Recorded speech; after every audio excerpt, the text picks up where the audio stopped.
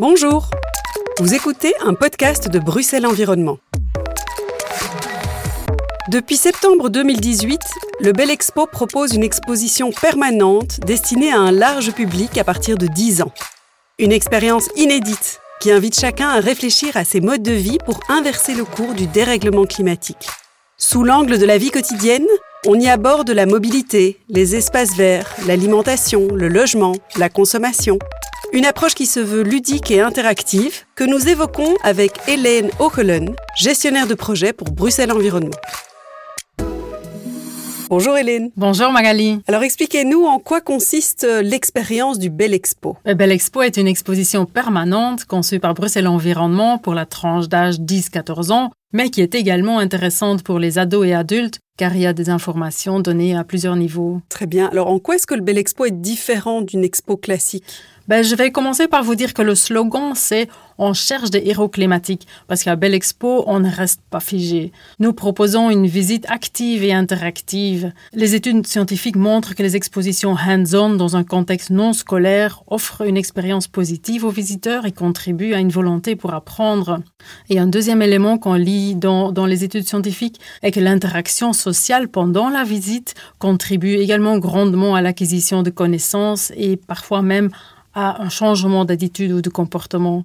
Et donc, Belexpo consacre beaucoup d'efforts à ces aspects, donc le ludique, l'interactif, le dialogue, et nous espérons que cela mène un maximum de visiteurs à se questionner leur propre style de vie et à agir afin de réduire leur empreinte écologique. Et donc, sur un parcours en plusieurs îlots, les visiteurs découvrent comment mieux vivre en ville tout en préservant l'environnement. Surtout dans le dernier îlot, les visiteurs sont encouragés à prendre des engagements eux-mêmes. Alors, expliquez-nous très concrètement comment ça se passe, une visite au Belexpo. À l'arrivée, il y a d'abord une introduction par un des coachs climat. Les visiteurs reçoivent des informations sur l'environnement et surtout sur leur mission en tant que futurs héros du climat. Chaque participant reçoit ensuite un bracelet digital qui enregistre les résultats de sa visite. Et ensuite, les visiteurs sont autorisés à entrer et à relever les différents défis. Le premier arrêt consiste à la découverte tous ensemble de Bruxelles, ses grands axes de mobilité, ses cours d'eau, les sources d'alimentation dans la ville, etc. Puis, passer la deuxième porte, là, on sent toujours que les visiteurs deviennent de plus en plus enthousiastes parce qu'ils reçoivent les dernières explications et peuvent ensuite se presser vers les îlots pour relever les défis.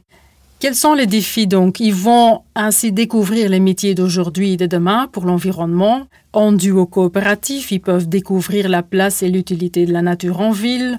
Ils vont pédaler sur un vélo à travers la ville et ses obstacles. Ils peuvent fabriquer virtuellement un déodorant ou cultiver virtuellement des radis. Donc, ils vont aussi relever des défis collectifs, par exemple s'imaginer un projet d'école ou de quartier. Et pendant tout ce temps-là, les coachs climat sont là, ils orientent les visiteurs, ils donnent des explications supplémentaires ou ils incitent à la réflexion.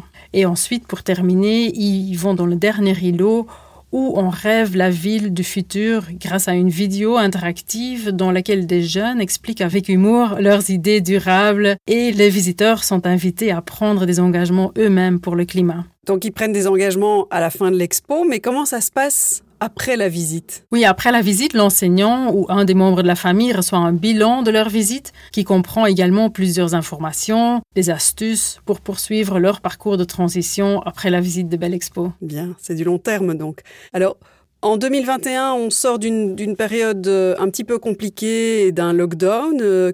Quelles sont les dernières nouveautés proposées par le Belexpo et qu'on peut découvrir depuis la réouverture ? Il y a un nouvel espace d'accueil aménagé en square urbain qui plonge le visiteur dès son arrivée dans le thème des héros climatiques. Et à l'intérieur de l'expo, il y a 2 nouveaux îlots.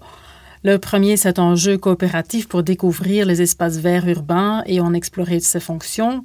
Et deuxièmement, il y a un îlot, c'est le dernier îlot qui invite les participants à rêver leur ville de demain.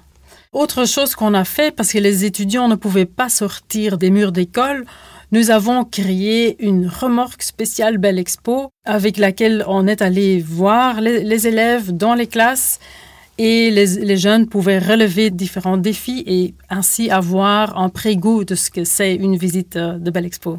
Dernièrement aussi, nous avons une nouvelle collaboration avec l'association Good Planet, dont les coachs climatiques accueillent et accompagnent les visiteurs. C'est un beau programme. Alors, dans quel état d'esprit les participants ressortent-ils de cette expérience du Bel Expo ? Pour répondre à cette question, je vais vous citer 2 enseignants qu'on a pu accueillir les derniers mois. Une enseignante de l'école des 7 Bonniers, elle est venue pour la 2e fois et nous a dit qu'elle aime le côté interactif et tactile qui permet d'en apprendre plus sur tous ces sujets liés à l'environnement. Et ses élèves comprennent mieux ce sujet d'actualité et ses enjeux, et ce, de façon ludique. Puis il y a une enseignante de l'école de Bronn à Saint-Gilles qui disait que c'était une des meilleures activités qu'elle a jamais faites avec des élèves lors d'une expo.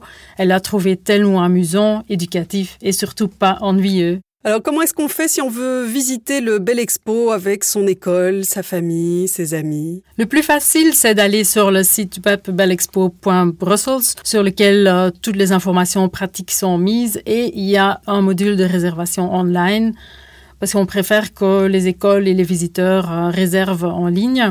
Il y a aussi un espace pique-nique qu'on peut en même temps réserver pour que les élèves mangent leurs tartines à l'aise dans le bâtiment. Il y a d'ailleurs aussi une formule d'abonnement très avantageuse pour les écoles. Et une dernière nouveauté, les enfants peuvent aussi organiser leur fête d'anniversaire dans le Bel Expo.